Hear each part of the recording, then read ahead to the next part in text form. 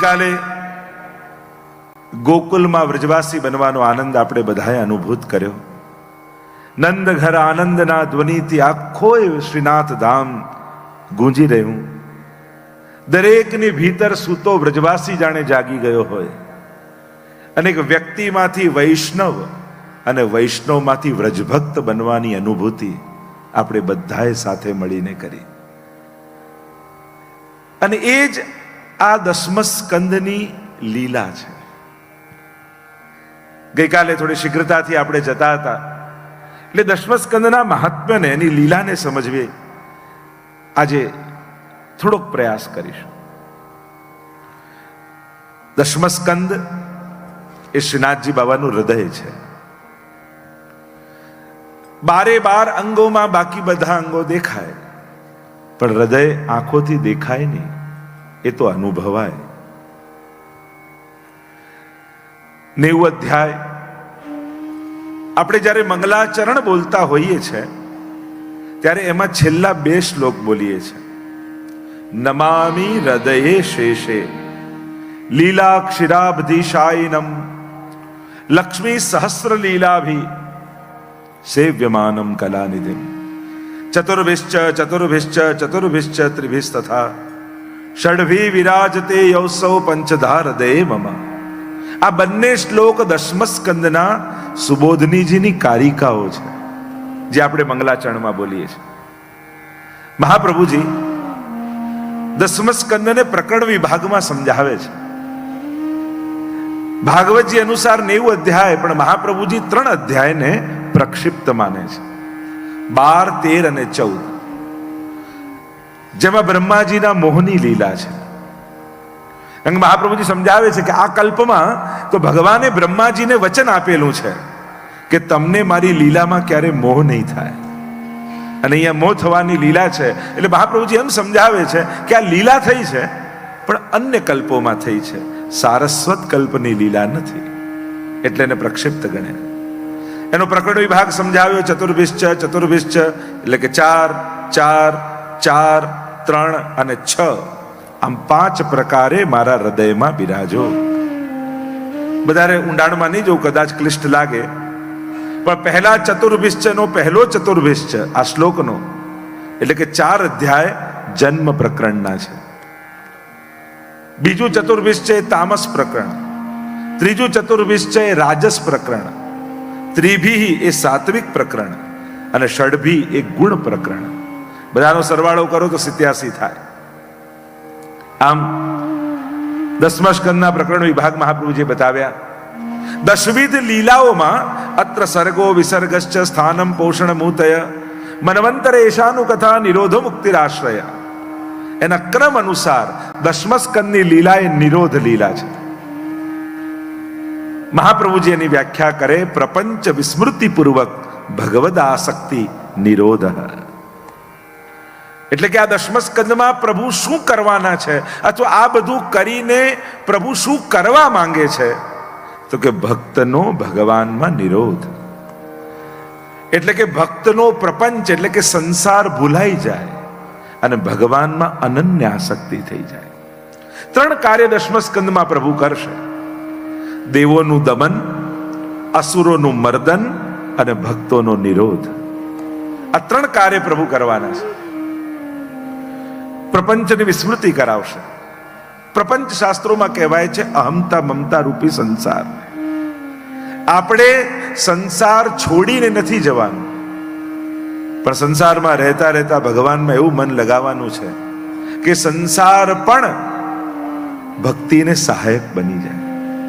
ઘણીવાર ઠાકોરજી પરીક્ષા કરે ભક્તની કે તું એમ કહે છે કે તું મારી ભક્તિ કરીશ, એટલે વૈષ્ણવની પરીક્ષા કરતા ઠાકોરજી કહે, તું એમ કહે છે ને તું મારી ભક્તિ કરીશ, હું તને એવું ઘર આપીશ કે ઘરમાં તું આસક્ત થઈ જઈશ.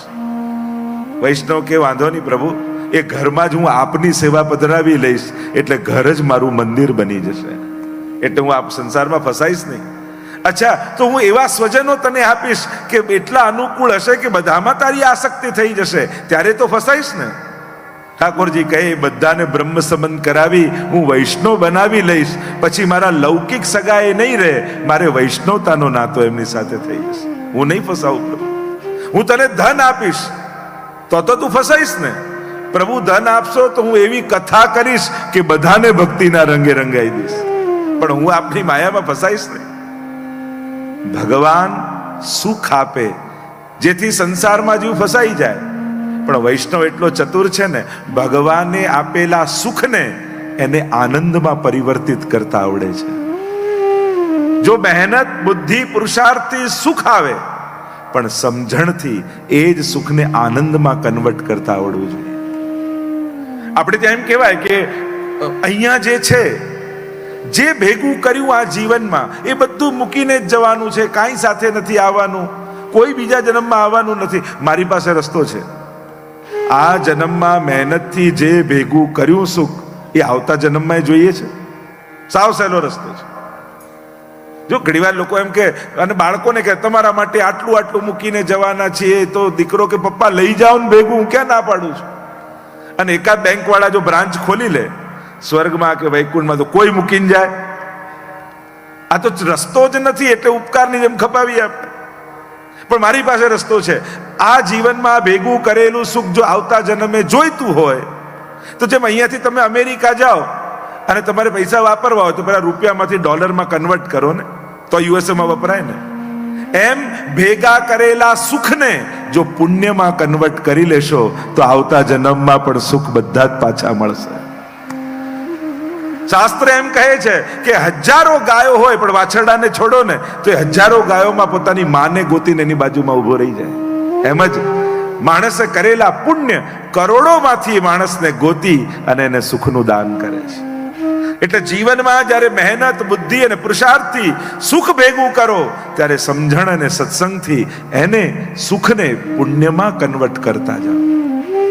કારણ કે સુખ પૈસાથી નથી આવતું, પુણ્યથી આવે છે. પુણ્ય જેટલા હોય, પુણ્ય જ સુખનું કારણ છે, ધન નહીં.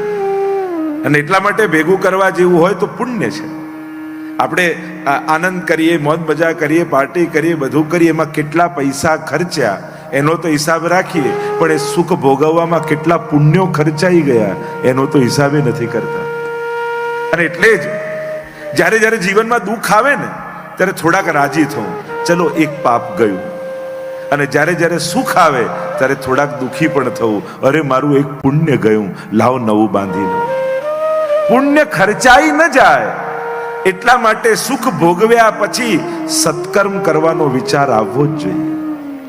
જ્યારે જ્યારે સુખ ભોગવો ત્યારે એમ કહું, મેં આ સુખ ભોગવવા આટલા આટલા પુણ્યો ખર્ચી નાખ્યા, લાવ સત્કર્મ દ્વારા પાછા પુણ્યો ભેગા કરીએ. કારણ કે જે દિવસે ખાતામાં પૈસા જતા રહેશે ત્યારે સુખ પૂરા નહીં થાય, પણ ખાતામાંથી પુણ્યો ખતમ થઈ જશે ને તો છતે પૈસે સુખી નહીં થઈ શકે.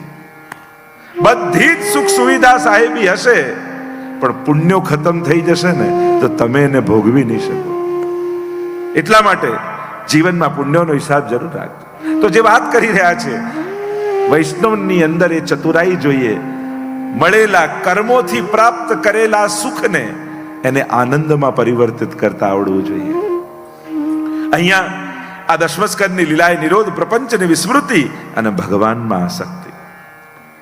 ગઈકાલે જે ઉત્સવ કર્યો નંદ મહોત્સવ, આ એકમાત્ર ઉત્સવ એવો છે જે નંદ બાબાના નામનો છે. બાકી બધા જ ઉત્સવો યા યશોદાજી યા ગોપીજનો યા સખાઓના નામના, પણ આ એક ઉત્સવ નંદ બાબાના નામનો છે. અને ઉત્સવની વ્યાખ્યા કરતા મહાપ્રભુજી સમજાવે, ઉત્સવો નામ મનસઃ સર્વ વિસ્માર કાલાદ. ઉત્સવ કોને કહેવાય? જો કેટલા ઉત્સવ આપણે કરતા હોય, નિત્ય ઉત્સવ, નૈમિતિક ઉત્સવ, પાર્વણિક ઉત્સવ, પાટોત્સવ, મહામહોત્સવ, જન્મોત્સવ, અનેક પ્રકારના ઉત્સવો પુષ્ટિ માર્ગમાં ઉજવાતા હોય છે. ઉત્સવ કહેવાય એને કે જેનાથી ઉત્સવ નામ મનસઃ, મનમાં જાગેલો એવો આહલાદ જે સર્વ લૌકિકની વિસ્મૃતિ કરાવી દે એને ઉત્સવ કહેવાય. કે હૃદયમાં એવો આનંદ જાગે કે માણસ પોતાના સામર્થ્ય, ગુણ, એના લક્ષણ, એનું દેહભાન બધું જ ભૂલી જાય. જો ને નંદ મહોત્સવમાં કેવા બધા, ભલે કેટલો મોટો બિઝનેસમેન હોય, કોઈ મોટો ભણેલો ડોક્ટર હોય, કોઈ ઇન્ડસ્ટ્રીયાલિસ્ટ ગમે તે હોય, પણ નંદ મહોત્સવમાં ઉછળતું હોય આમ, તો બધા લેવા માટે કેવા દોડીએ છે. એક ક્ષણ માટે એવો વિચાર આવે, હવે આ બધા કાજુ, આ તો બધા મારા ઘરે ડબ્બાના ડબ્બા ભર્યા છે, કોણ કૂદે આના માટે? આવો વિચાર આવે. અને આવો આવે તો આપણા કરતા મોટો દુર્ભાગી કોઈ નહીં. ઉત્સવ ઉજવતા લૌકિક સામર્થ્યની વિસ્મૃતિ થઈ જાય, લૌકિક દેહભાન ભૂલાઈ જાય, તો જ માનવું કે આજે ઉત્સવનો આનંદ લીધો. એટલે જ્યારે પણ નંદ મહોત્સવ થતો હોય, આ જુઓ ને, આટલા હજારો વર્ષો થઈ ગયા પ્રભુને પ્રગટે, પણ આજે પણ નંદ ઘર આનંદ ભયો એવું બોલાય, કેવા બધા આનંદમાં આવી જાય. તો ખરેખર જ્યારે સારસ્વત કલ્પમાં પ્રભુ પ્રગટ થયા હશે અને વ્રજવાસીઓને વધાઈ મળી હશે કે હેરી હે નંદરાય કે આનંદ ભયો, તો વ્રજવાસીઓના મનમાં કેવો આનંદ ઉમડ્યો હશે. આટલા હજારો વર્ષમાં લક્ષ્મીજી વૈકુંઠમાં વિરાજેલા છે. નારદજી પ્રસાદ લઈને ગયા, દહીં નંદ મહોત્સવનું. કહ્યું, લો પ્રસાદ. શેનો પ્રસાદ છે? આપના પતિ ગોકુલમાં બાલક બનીને પ્રગટ થયા એનો પ્રસાદ છે. અને આપ વિશ્વની એકમાત્ર એવી ભાગ્યશાળી સ્ત્રી છે જે પોતાના પતિને પારણામાં ઝૂલતા જોવાના છે. બાકી કોઈ સ્ત્રીને આ સૌભાગ્ય મળે એના પતિને પારણામાં ઝૂલતા જોવાનું? અને એવા વર્ણન કર્યા પ્રભુના સ્વરૂપના. લક્ષ્મીજી કહેવા લાગ્યા, નારદજી કઈ ગોઠવી આપો ને, મારે પણ દર્શન કરવા જવું છે. કહું, આવી લક્ષ્મી બનીને ગોકુળમાં ન જવાય. ત્યાં રાણી બનીને જાઓ તો પ્રવેશ ન મળે, ત્યાં તો વ્રજભક્ત બનીને જાઓ તો પ્રવેશ મળે. લઈ ગયા બેલવનમાં, માલણનો વેશ ધરાવ્યો, હાથમાં ફૂલોની છાપ આપી અને કહ્યું કે હવે જાઓ. કોઈ પૂછે કોણ છો? કે જો નંદ બાબાની માલણ છું, તોરણ બાંધવા આવી છું ને વધાઈ લેવા આવી છું. લક્ષ્મીજી ચાલ્યા. જ્યાં અંદર જવા જાય બધી ગોપીઓ રોક્યા, કોણ છો? ક્યાં જાઓ છો? શું કામ છે? ગભરાઈ ગયા લક્ષ્મી. જે ભણાવ્યું હતું, શીખવાડ્યું હતું, નારદજી કહેવા લાગ્યા, અરે નંદ બાબાની માલણ છું, તોરણ બાંધવા આવી છું, વધાઈ લેવા આવી છું. અચ્છા, વધાઈ જોઈએ છે? આમ કહી લક્ષ્મીજીને પાલવ પકડાવ્યો. ગોપીઓએ જે જે શણગાર પહેર્યા હતા એ બધા લક્ષ્મીની ઝોલીમાં ભરી દીધા. લક્ષ્મી ઝોલી જુએ, ગોપીઓને જુએ, ઝોલી જુએ, ગોપીઓને જુએ. મનમાં વિચાર કરે, આખી દુનિયા મારી આગળ ઝોલી ફેલાવે છે, ધન્ય છે આ વ્રજાંગનાઓ જે લક્ષ્મીની ઝોલી ભરી દે છે. ખૂણામાં ફેંક્યા બધા શણગાર. નારદજીને કહ્યું, તમે રસ્તો કરાવો. હટો હટો હટો કરતા નારદજીએ રસ્તો કર્યો. ચોકમાં અંદર પ્રવેશ કરાવી દીધો લક્ષ્મીજીનો અને દ્વાર બંધ કરી દીધા. લક્ષ્મીજી ચોકમાં આવી ગયા નંદાલયના. નિજ મંદિરમાં જોયું, રત્ન જડિત પલ્લામાં લાલન પોઢેલા છે અને યશોદાજી સોનાની દોરીથી પલ્લું ઝુલાવી રહ્યા છે. દ્રષ્ટિ પડી લાલનના મુખ ઉપર અને લાલને પણ કટાક્ષ નેત્રો લક્ષ્મીજી તરફ કર્યા. જ્યાં લક્ષ્મીજી જોયા, અરે પ્રભુ આટલા આટલા અવતારોના દર્શન કર્યા, આવું સુંદર રૂપ તો ક્યારે નથી ધર્યું. લાવો સાષ્ટાંગ દંડવત કરવું પ્રભુને. અને આમ વિચાર કરીને જ્યાં સાષ્ટાંગ દંડવત કર્યા, એટલામાં કોઈએ દ્વાર ખોલી દીધા. હજારો વ્રજભક્તોની ભીડ અંદર આવી ગઈ. લક્ષ્મીજીને આવતા બધાએ જોયા, પણ જતા કોઈએ ન જોયા. તત આરભ્ય નંદસ્ય સર્વ સમૃદ્ધિમાં શ્રેયત ઇન્દિરા શસ્ત્રદત્રહી. લક્ષ્મીજીનો અખંડ નિવાસ વ્રજમાં થઈ ગયો. વ્રજવાસીઓ નાચી રહ્યા છે, ગાઈ રહ્યા છે, દહીં દૂધ ઉછાળી રહ્યા છે અને એક જ સ્વર ગુંજી